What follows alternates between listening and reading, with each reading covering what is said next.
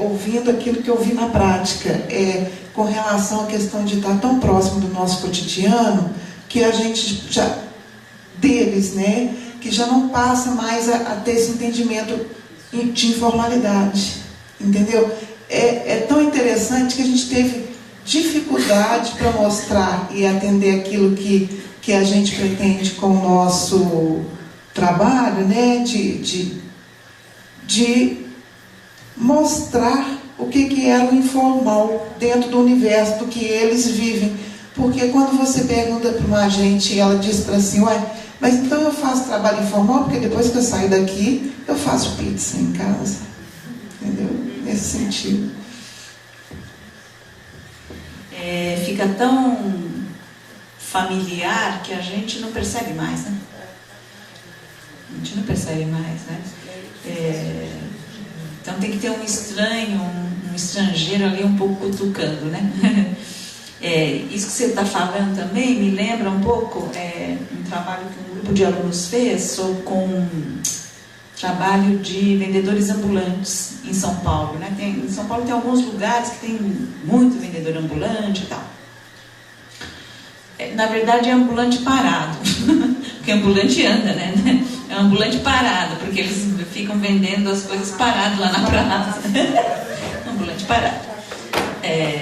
E é interessante que assim, alguns, como estavam vivendo um período de desemprego, né, eram trabalhadores que tinham, né, carteira assinada, metalúrgicos, operários de uma forma geral. Mas aí, enquanto não arrumava emprego, ele ficava ajudando no trabalho na banquinha do parente, vendendo o chaveiro, as coisas que se vendem, na verdade, esses trabalhos dos ambulantes parados. E aí assim, você perguntava, aí você trabalha? Não, estou aqui passando um tempo. É isso que você está falando, né? Quer dizer, você já não percebe, você não acha que é trabalho. É tão interessante que assim, eu tomo conta do meu neto para minha filha trabalhar todo dia. Todo dia, só sabe de domingo que não. Aí não caracteriza, não é trabalho, mas não é considerado como trabalho, né? As pessoas te ouviram? Eu resolvi descer, que acho que fica melhor. É só repetindo isso que você está falando, acho que...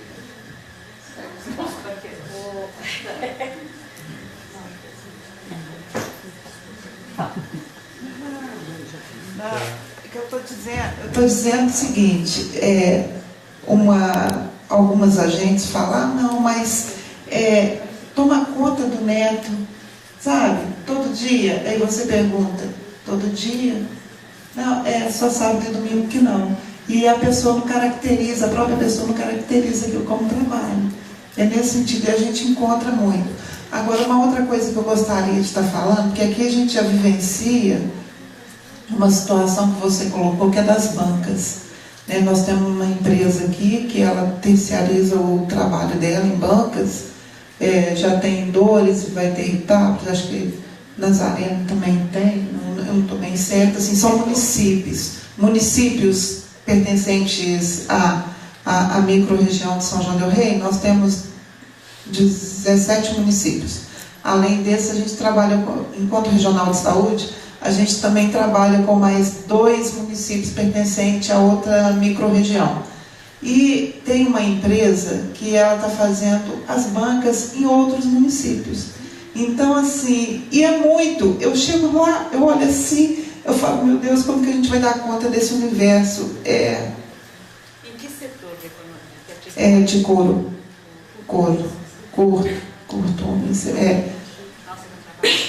A própria empresa que... É ruim a gente ficar falando, né? Mas a própria empresa que fabrica os equipamentos de segurança é a própria empresa que está fazendo as bancas. Eu só queria falar sobre o comentário da Rosângela, né, que acho que é muito importante o que você está falando. Eu comecei falando assim, que na verdade eu ia falar de como a psicologia viu o trabalho, né? A psicologia, na história dela, ela viu o trabalho como emprego, né? O desemprego também não interessava, porque na verdade eu queria estudar o emprego para agir como exercer sua atividade como um agente de recursos humanos. Então, assim, para os recursos humanos não interessa o desemprego. Interessa só emprego. Como é que você recruta e não como é que está o desempregado, não é isso? Formar para o mercado. Isso, formar para o mercado. Então, acho que de um lado é isso. Quer dizer, a gente não olhou o trabalho de uma forma geral. A gente olhou o emprego.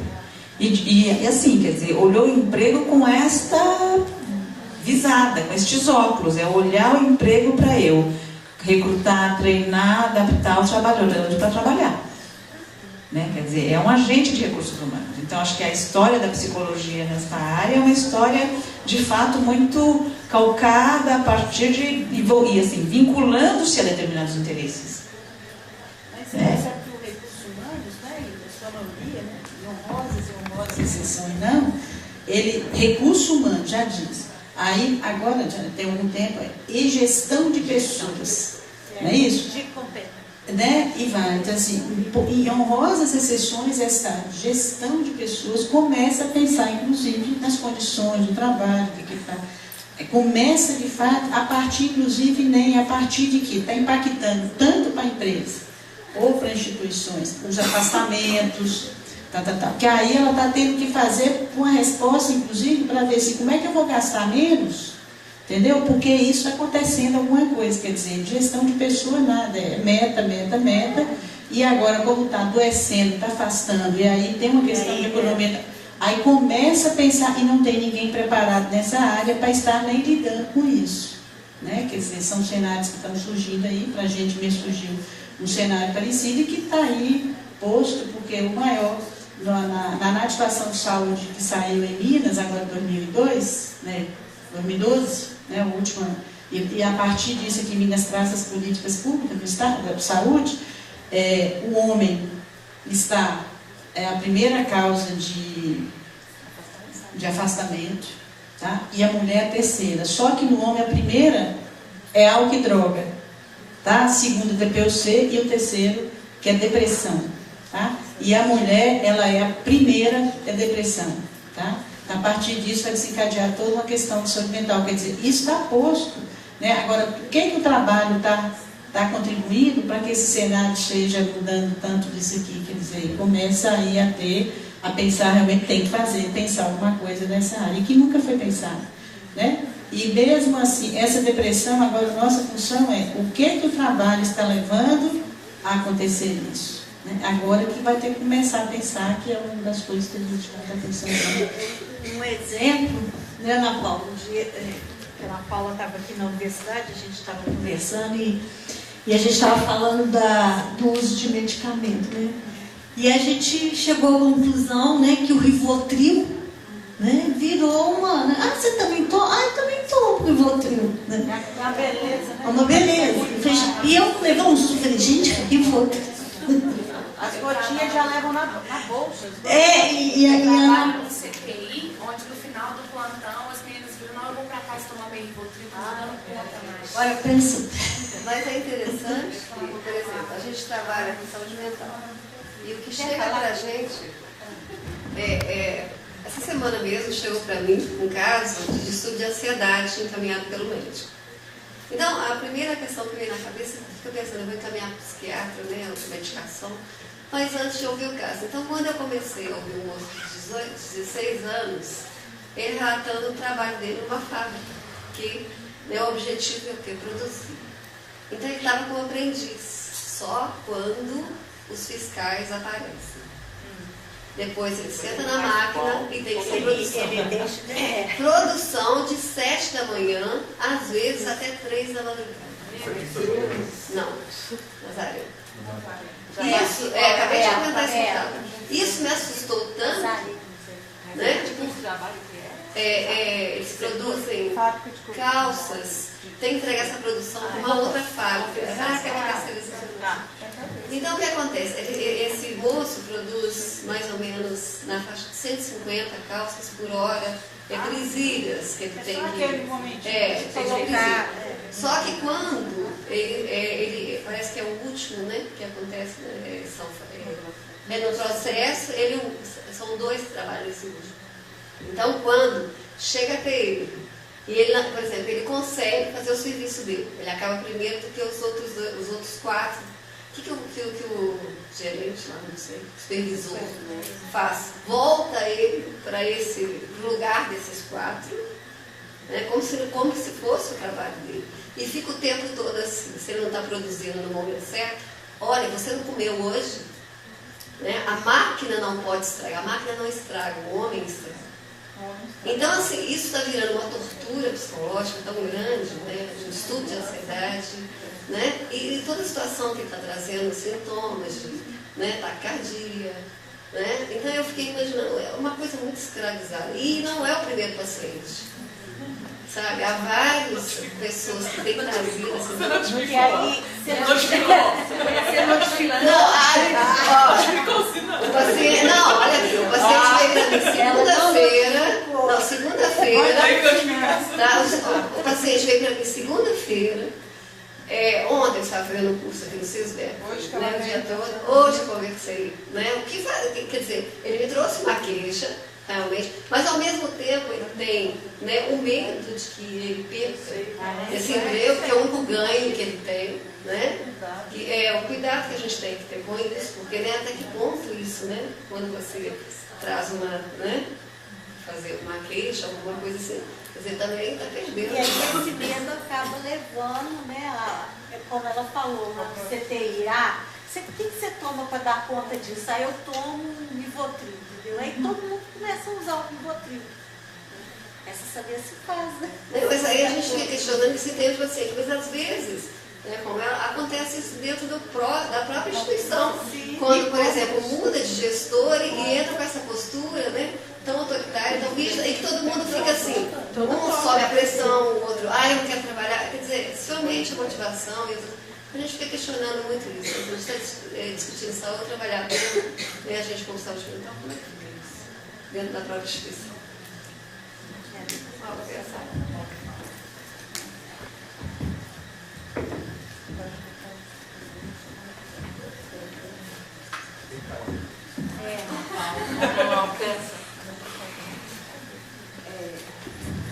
Nesse caso que ela está falando, eu acho que nem vem muito ao caso, mas a gente já entra no caso do trabalho da criança e do adolescente, visto que ele tem 17 anos, né? Mas eu queria falar a respeito, vamos levar um pouquinho para o lado da saúde, que é o caso da notificação.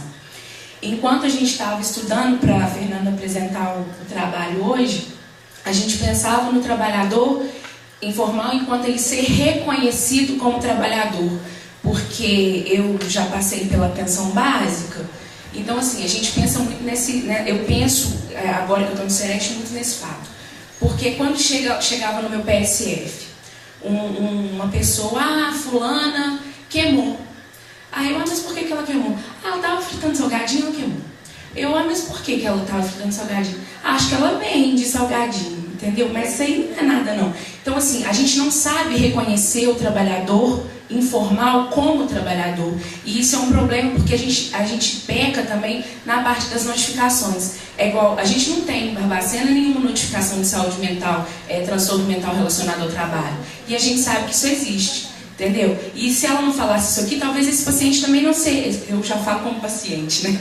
Talvez não seria incluído no SINAM como um transtorno mental relacionado ao trabalho. Então, a partir do momento que a gente capacita a atenção básica, capacita a rede Sentinela, a gente vai reconhecer o trabalhador informal enquanto trabalhador. Eu acho que lá no Sereste o nosso maior desafio tem sido esse: capacitar a atenção básica para que atenda qualquer tipo de trabalhador. Porque, como a gente diz, a saúde, né, é quem protege o trabalhador informal, né? Então, a gente precisa capacitar nesse sentido. E outra dúvida também que a gente tinha lá no Sereste, enquanto a gente conversava, era como que a gente vai fazer uma notificação de uma pessoa. Não só a notificação, mas também como na parte previdenciária. Igual eu sou enfermeira, trabalho no Sereste, trabalho no hospital e eu faço doce, entendeu? Para vender. Então, se eu tenho um acidente na minha casa, enquanto trabalhadora informal da parte de doceira, eu vou ser, na parte previdenciária, eu vou ser coberta pelo meu trabalho formal? Se conceituar trabalho informal e formal é difícil, imagina caracterizar o trabalhador formal e o trabalhador informal. Nós sofremos para conseguir. para não conseguir. Nós sofremos para não conseguir, porque é um conceito muito amplo. Acho que a parte hoje em dia as pessoas se acaba que essa outra renda que ela tem às vezes é a maior sentimento. Mas nesse caso, às vezes também, por causa, eu pensei muito nisso por causa de investigação de acidente de trabalho, que a gente faz do Sinan, e eu peguei uma investigação que tinha uma pessoa desempregada, não falava nada a respeito do trabalho, e que ele estava na casa dele cortando uma madeira, cortou o dedo, e foi constatado que era um trabalhador, acidente de trabalho grave. Aí eu falei assim, peraí, mas ele trabalha com isso? Porque senão daqui a pouco a pessoa vai estar lá varrendo a casa, vai cair acidente de trabalho. Nós colocamos bastante que o conceito ele tem que estar fazendo algo para o sustento dele de dependente. Porque senão daqui a pouco se primeira espinha no espelho é trabalho. A gente já não sabe, a gente já não pensamos. Então a gente vê desse lado que a gente tem que saber reconhecer esse trabalhador. Porque senão acaba mudando o foco. A Paula traz a questão exatamente do reconhecer o usuário, né, enquanto trabalhador, né, que é uma das coisas que tem que ter trabalhado lá. A rede de atenção em Minas já é, né, conhecida para todo mundo, mas agora está tendo reuniões com essas redes, não é isso? E aí a gente está. A primeira foi na região do norte, né, que Montes Claros todo, que a rede está, vamos dizer, mais redonda. Aí teve um grande seminário das redes de atenção. E aí nós fomos nas redes, tá? E aí uma das coisas, aí tinha que colocar assim, o que cada rede tinha que ter minimamente no trabalhador. Eu falei, mais nada. É quando o usuário chegar em qualquer ponto de rede, né, ele ser reconhecido como trabalhador e a partir desse reconhecimento perguntar a ele o que você faz. Aí ele vai, mas tudo isso. Né? Porque quando as redes de atenção, no momento que ele chegar na urgência e emergência, no centro Viva Vida, na hipertensão, onde for, se perguntar o que ele faz, no consultório da psicologia, ou o que for, o que você faz? Né? Aí o pessoal, mas é só isso que esse trabalhador quer? Nós falamos, é tudo isso que a gente quer. Então, na realidade, a gente, a partir dessa discussão no Norte de Minas, que é da rede, a gente está discutindo com os pontos, com as redes que a gente chama lá, né, que é os diretores de rede, os coordenadores de rede, né, aonde a gente, o Viva Vida, não adianta no Viva Vida, o Viva Vida aqui é gestante, né, em Minas chama Viva Vida, é gestante de alto risco, tal. Então, e o Hiperdia, que são os centros de hipertensão e diabéticos já complexos, não é isso? Aí, assim, ele vai desencadear, inclusive, complicar tanto a hipertensão como o diabético, o trabalho. Então, o que o Viva Vida, lá na amnese dele, naquela fichinha, João, idade, o sexo, não é isso? Tem lá que pergunta tudo do cara. Mas fala profissão. Nós queremos que você pergunte a ele a sua ocupação. Tá? Então, aí nós estamos trabalhando todas com essas redes para estar colocando que lá no Viva Vida, quando hipertenso, não consegue equilibrar a atenção dele, mais tudo. O cara já mandou ele fazer exercício, ele faz. Mandou diminuir o sal, ele faz também. Aí, cara, o que eu vou fazer com esse cara? Tá? Aí a gente tem trabalhado com ele. Pergunta o que ele faz. Ele é guarda noturno ou ele é caminhoneiro? Tá? Você vai tirar ele do trabalho? Não. Mas aí o que poderia fazer de promoção, de prevenção? Ele fazer para de vez em quando. Entendeu? Então, na realidade, você não vai tirar o cara do trabalho, aquilo ali. O que pode ser feito? Então, assim, essa discussão que a Paula traz, que a gente está fazendo, é reconhecer o usuário que está lá, em qualquer ponto de rede, identificá-lo como trabalhador, sem querer saber se ele é formal ou informal, como trabalhador, e perguntar o que ele faz. Eu acho que se a gente conseguir isso, e começando pela atenção primária, que é esse o nosso foco, né, com a atenção primária agora de Minas está com esse foco, claro, porque ela na ficha A ele coloca. Ficha A do CIAB, que tem lá assim, a sua... Aí Minas mudou, né? A Minas mudou lá a ficha, a sua profissão está lá, mas a sua ocupação. Só que né? na hora que ele é atendido pelo médico, o médico não dá ficha A. Não, mas assim, Só que a gente tem a ficha de atendimento ambulatorial. Aí o que acontece? Lá tem o campo. Só que muitas vezes onde coloca a data de nascimento. quem preenche é o atendente do posto e ele não coloca. Então a gente não consegue levar essa demanda para o médico, para a enfermeira, porque assim, é difícil. Isso também foi um caso que a gente discutiu muito no encontro em Brasília, da Renate. Isso também foi um caso discutido. Por quê? Lá no PSF, aí uma professora falou assim, não, mas a gente tinha que colocar a história pregressa do trabalhador. Eu falei, olha, você vai me desculpar, mas a gente não tem tempo para fazer isso não. Porque enquanto tem eu estou lá fazendo uma ficha, tem 30 para eu colher lá fora. Então não tem jeito. Agora, a gente colocar a ocupação, e lembrando que aposentado não é ocupação, esse viés de coisas, a gente tem que colocar alguma coisa para que quando o profissional assina a ficha, seja o médico, o psicólogo, quem for, assina a ficha. Então, a partir do momento que esse cara é isso aqui. Então, vamos tentar levar para esse lado. E a gente também, assim, uma coisa que eu acho difícil é fazer com que o profissional médico seja sensibilizado para a saúde do trabalhador. Porque eles chegam, atendem e vão embora. Quem fica lá é a gente, mas até que a gente leve isso até ele, fica complicado. O que a gente espera também, e a gente está apostando nisso, é porque a gente sabe que não tem esse tempo, e a fichinha não está lá, né? Só tem a ficha de produção, a asma, o remédio e tal. Por que a gente tem muita expectativa em cima de conhecer o perfil produtivo do território de saúde da família, que ele está sendo feito por microárea, né? Vocês sabem, o negócio foi lá. Então, nós queremos que cada microárea tenha o seu perfil produtivo. Qual a nossa expectativa, a nossa aposta? É que, pelo menos naquela microárea, vai saber as principais atividades econômicas daquela microárea, as principais atividades domiciliares de ocupação. E na hora que começar a queixa ali, chega 1, 2, meu problema é respiratório, 1, 2, 3. Além de, a gente costuma dizer, além de passar nebulização, ele sabe, mas o que está acontecendo?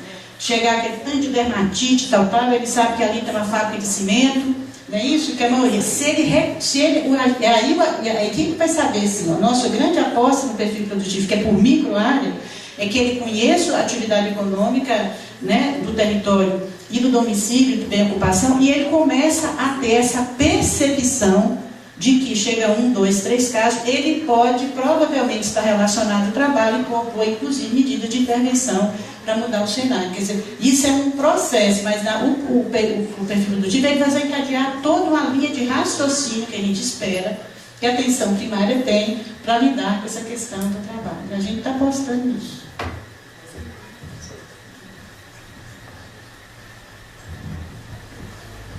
Eu queria falar assim, primeira preocupação desse perfil que o Estado está pedindo para traçar, que não temos cobertura do PSF para fazer isso. Então, como é que fica? A primeira pergunta é essa. Como traçar o perfil produtivo do Estado inteiro se a gente não tem 50% de cobertura do PSF? O Estado tem 87% de cobertura, está chegando a 90% de cobertura. Mas, por exemplo, aqui em São João é 50%, Barbacena é 50%. 67. A partir de 1º de março, né? Ô, gente, eu sei disso, eu sou lá do conselho, né? Não vamos discutir isso, né? Aí, assim, a questão é essa. Segunda coisa, que o que eu estou vendo é que tudo sobra para o PSF.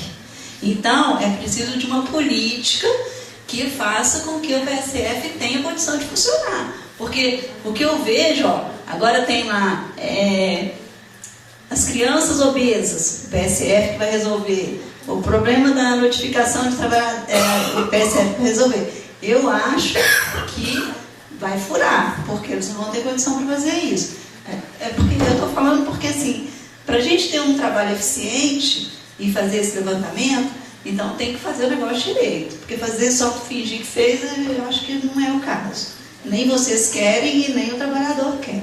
Outra coisa que eu fico muito preocupada, porque a gente tem visto, aqui da outra vez que a gente veio, a gente ouviu aqui da fábrica que o pessoal tem que trabalhar de fralda, agora a gente está vendo esse caso, a gente tem o caso da Frangobomba na minha cidade, que é trabalho escravo, e a gente não está achando lugar para punir esses empreendimentos, gente. Como que a gente vai fazer isso? A quem a gente tem que denunciar e onde que vai fazer com que... Mas já fomos. E aí? Como é que vai fazer isso? Porque aí a gente fala, a gente relata os casos, eu, assim, né, como a mãe do Eurico está dizendo, a condição do trabalhador está piorando a cada dia. E aí vai passar do formal para o informal mesmo, e aí vai virar samba do crioulo doido. Porque o que acontece? A gente faz vocês fazem a notificação, faz o trabalho de vocês, e daí? Trata o cara, ele vai voltar para a mesma empresa para fazer a mesma coisa. Então a gente tem que resolver isso. Eu não sei como, mas a gente vai ter que achar uma solução para isso. Tem que chamar o Ministério Público, tem que chamar o Ministério do Trabalho, sei lá quem, a polícia, mas vai ter que dar um jeito nisso, senão o trabalho que vocês vão fazer lá no Sereste, o trabalho do fórum, o trabalho dos pesquisadores vai ficar, né? Então a gente tem que ter uma ponta efetiva para dar encaminhamento e resolver essas situações, porque se só notificar, só tratar e continuar tendo que voltar para o mesmo lugar depois que melhorar, eu acho que não é isso que a gente quer, né? Então, meu pedido é esse, tá? Para a gente tentar solucionar isso. Vamos juntar todo mundo e ver o que a gente pode resolver disso. Só um minutinho. Outra coisa que eu acho fundamental é que tem que ter um programa de saúde trabalhador de saúde. É o primeiro, porque a gente tem que começar a trabalhar em casa, né? Porque é muito difícil você ir lá falar com o outro, você tem que trabalhar com luva, você tem que trabalhar assim, tem que lavar a mão todo dia, e lá onde você trabalha no PSF não tem sabão, não tem água, não tem luva. Então eu acho que a primeira coisa que tem que fazer é um trabalho de saúde do trabalhador. Até o Conselho propôs no nosso programa de 2013, é isso, primeiro fazer o dever de casa, para depois levar para os outros, né? Desculpa, como é que você chama? Carmen. Você é do Conselho, Carmen? Conselho? Carmen, sua reflexão é muito interessante. Só colocando o seguinte, Minas Gerais já chegou a 90% de cobertura de saúde da família. Então, quando a gente optou por essa estratégia, pela cobertura que ela chega, né? E também porque, como eu falei, quem está próximo, né? Quem está fazendo parte do cotidiano daquele território é aquela equipe. Só que tem que ser olhado assim, tem muita E quando a gente começou a capacitar, né, o Estado todo, que é em Replico, a gente capacita nossas referências técnicas regional e o Sereste, e eles é que tem que capacitar os municípios, as referências técnicas municipais, e elas capacitarem os profissionais, né? Isso que é uma cadeia, uma lógica de capacitação de trabalho. Aí, uma das coisas que a gente trabalhou, eu fui de atenção primária por anos, de ponta de atenção primária, coordenando, então a gente sabe essa prática da atenção primária, e sempre tive preocupação não é colocar um trabalho a mais. O que a gente sabe é que o pessoal já faz isso, tá? Ele já faz essas ações que a gente está propondo. O que esse projeto propõe, ela vai assim, organizar, vamos dizer, a forma que ele faz, mas ele faz. Então, na hora que a gente fala assim, mas o Estado trabalhador agora está pedindo para eu fazer alguma coisa a mais, não. O que nós queremos é que na rotina de vocês, que tem que minimamente visitar a família uma vez por mês, que na rotina de vocês vão aplicar isso. Então, não queremos um trabalho a mais, porque já estamos saturados de trabalho. Mas a gente tem trabalhado nisso e conscientizar. Outra coisa que você colocou é a questão de aí. A saúde vai lá, né? Identifica, chega na porta e dá. Não é isso? E aí? Eu falo que uma das questões todas que a gente tem que envolver, nós não damos conta dessa questão do trabalho. Né? Cada um tem a sua responsabilidade, o SUS tem a sua responsabilidade com essa questão, mas nós temos parceiros, cada um. Aí quando você coloca a questão lá do Ministério do Trabalho, tá? Ministério do Trabalho deu conta, promotoria pública. Então, cada ator, tem o seu papel e tem que ser solidários e parceiros para estar lidando. Porque eu falando, o SUS vai falar para o caminhoneiro deixar de dirigir o caminhão? Não é isso? Então, acho que cada um com o seu papel, muito definido, muito claro, e na questão de parceria. E a última questão que você coloca, a questão da saúde nossa, né? Que é um problema, não é isso? Nossa, né? Isso é uma questão nossa, isso é uma questão que está posta para a gente, o problema está aí. só fechando aqui, o que a gente vai estar lançando esse ano, inclusive, para a primeira discussão, é que pelo menos o trabalhador da saúde ele começa a registrar a sua história. Nós vamos estar lançando uma cartilha, não chamamos de cartilha, uma caderneta que nós estamos chamando, chama caderneta do trabalhador da saúde, tá? Do trabalhador e da trabalhadora, né? Já está pronto, já está indo para a gráfica, tá? Onde a gente sentou promoção, vigilância sanitária, vigilância epidemiológica, e aí, né? Então aí ele vai ter, além de tudo, da caderneta, acompanhar a sua história. Ele fez exame admissional? Bota lá. Ele fez o demissional? Põe lá. Ele vacinou? Põe lá. Ele foi afastado do trabalho? Põe lá. Quais as ocupações últimas que você tem? Pelo menos ele vai ter o acompanhamento daquilo e os riscos, tá lá. O risco que você está correndo, que você trabalha na área de saúde. Qual é o risco? Prevenção. A gente vai começar com isso, junto do lançamento dessa caderneta, está propondo algo, para pelo menos a nível de que aí os municípios comecem a fazer, as instituições também. Tá? São coisa muito pequena, mas uma coisa que está pensando, porque realmente nós estamos. A política lá que foi lançada, ela tem meia página, né, gente? Tem uma proposta do Ministério lá, não sei se vocês conhecem, não cabe uma página, é muito pequenininha, mas agora está tendo até um curso de especialização, não sei se vocês viram, está sendo pelo Ministério do Trabalho e Emprego, como é que chama? Gestão de... Brasil. Não é planejamento, não. Aquela gestão do trabalho, esqueci o nome, gente. É um recurso de lá, está sendo feito, por exemplo, vai ser aqui feito pelo NESCOM da UFMG, está aberto, é à distância, está no site, inclusive, aonde vai estar discutindo, fazendo um curso lá de acho que não sei quantas horas, Patrícia. Um curso grande para pensar a saúde dos trabalhadores da saúde. Tá? Está sendo feito, vai começar inclusive pelo UFMG, pelo NESCOM, que é o projeto Ágora, né? Processo de saúde, não é não? Não sei, está lembrando? A professora Ada, isso. Tá aberta, inclusive, as inscrições, para fazer toda a discussão da saúde, dos trabalhadores da saúde, para pelo menos que a gente entenda que a partir desse curso vai estar sendo demandado para que cada área pense o que fazer com as questões do trabalhador de saúde.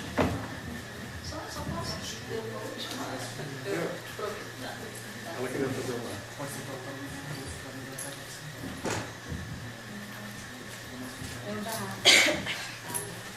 Só peço desculpa para falar a voz que vocês vão passando também feita terrível.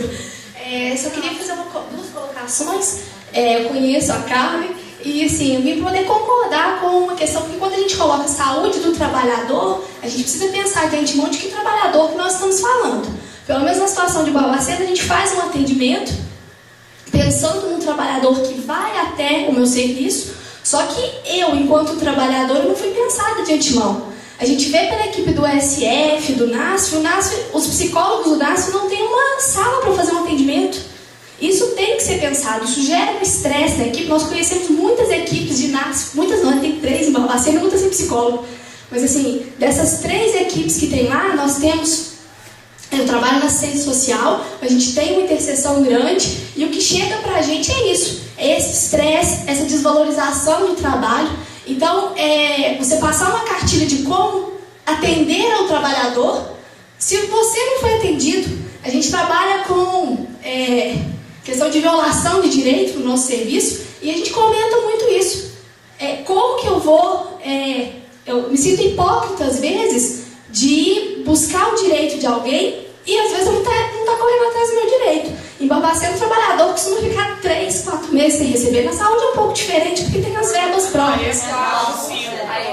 Só alguns setores, né? Não, em alguns casos é até pior, né? Um recebe, o outro não recebe, sendo que os dois têm, em tese, uma mesma dedicação ao trabalho. Então, eu acho que a gente tem que ampliar um pouco isso. E com relação ao Ministério Público, é uma crítica importante. Eu também tive essa ilusão do Ministério Público durante muito tempo. Vou fazer uma denúncia, é lá que a minha denúncia vai ser acatada, é o Ministério Público que está aí para me defender. Eu tive muito isso, mas pelo menos em Barbacena o que a gente percebe é que o Ministério Público ele é conivente com grande parte do que acontece. Você chama para faz uma denúncia e nunca mais que você vê notícia daquilo. No final do ano passado nós tivemos um exemplo forte disso, que foi feita uma representação com relação à falta de pagamento e o Ministério Público simplesmente deferiu. Não houve nenhuma discussão, não houve uma procura. Então, assim, a quem que nós vamos recorrer? Nós temos que repensar isso e nos unir para poder cobrar algum posicionamento. Porque também não dá para ter um Ministério Público conivente, um trabalhador que visa a saúde do outro trabalhador, mas não está pensando na sua. Então, eu acho que são questões que a gente tem que repensar e que faz parte da temática que a gente está discutindo. Então, eu acho que é por aí.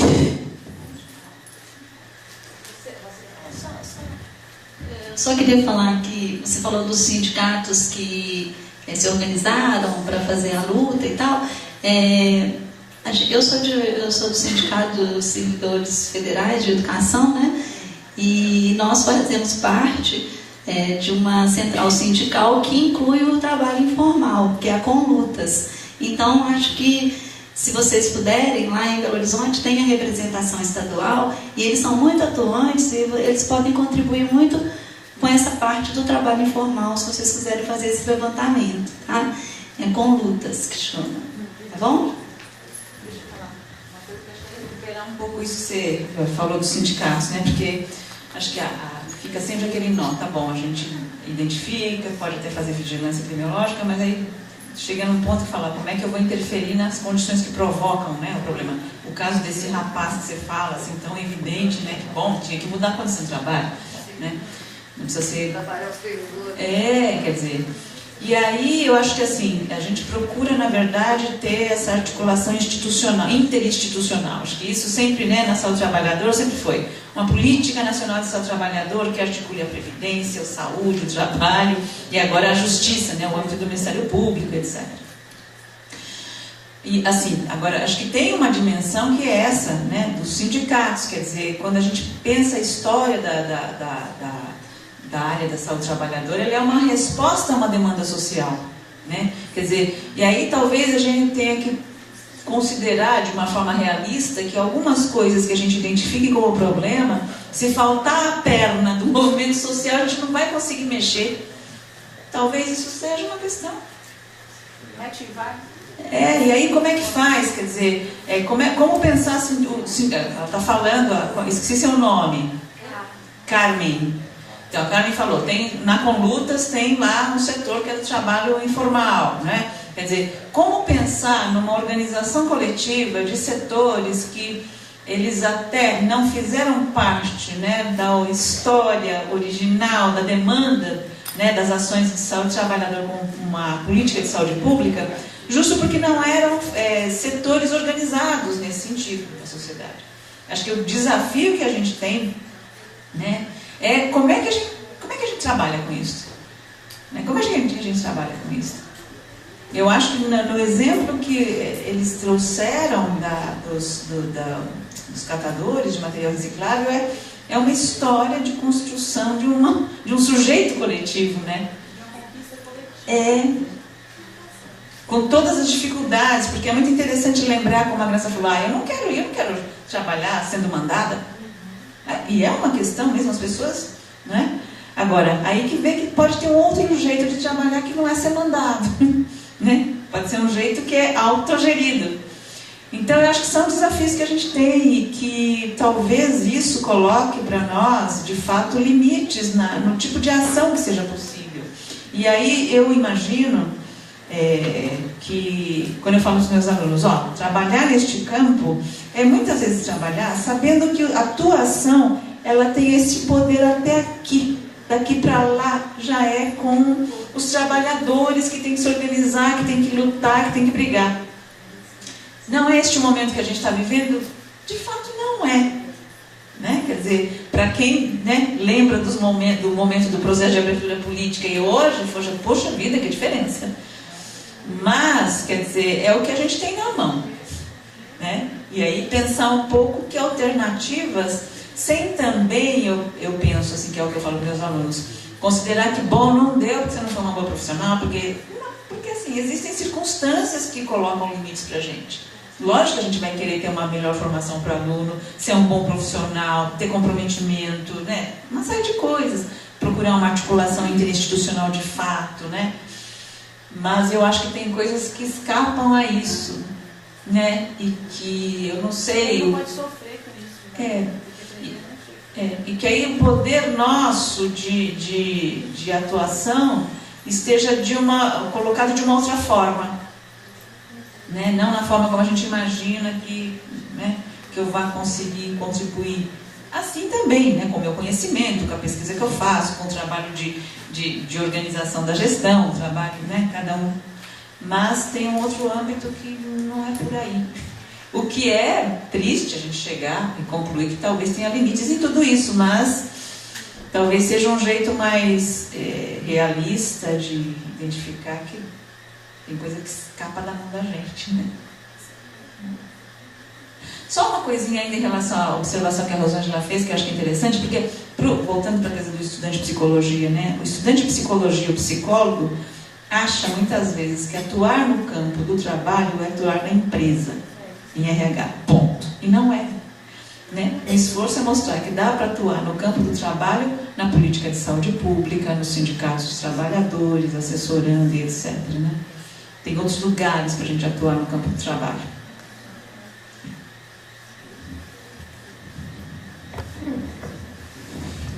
Alguém mais?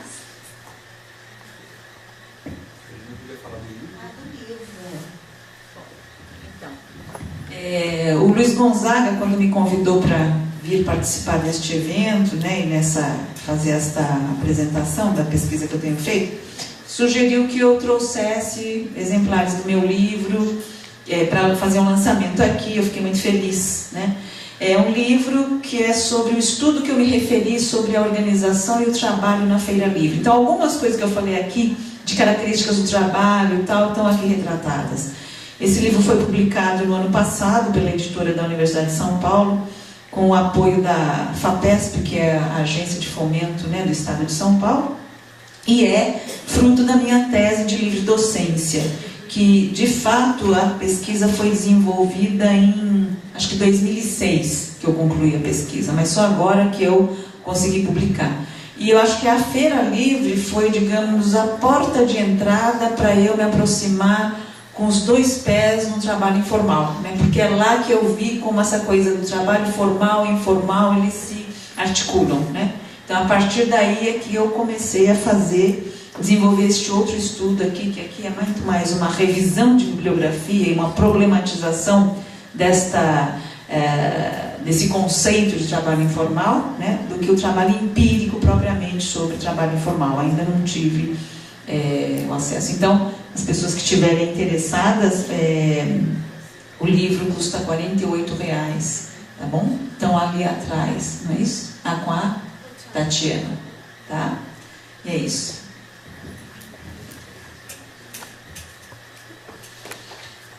Mais alguma intervenção? Então, agradeço muito a presença da professora Leni e a presença de todos aqui também. Encerramos mais um encontro presencial. Em relação ao futuro, né, ao próximo encontro, a gente vai divulgar pelas listas, mas provavelmente vai ser no dia 20 de maio, e a ideia é estabelecer uma discussão sobre a possibilidade de uma NR sobre riscos psicossociais, que essas questões todas estariam sendo contempladas. E a única diferença é que não vai ocorrer aqui dessa vez. Provavelmente em Betim. Começando a nossa itinerância. Já era um projeto inicial.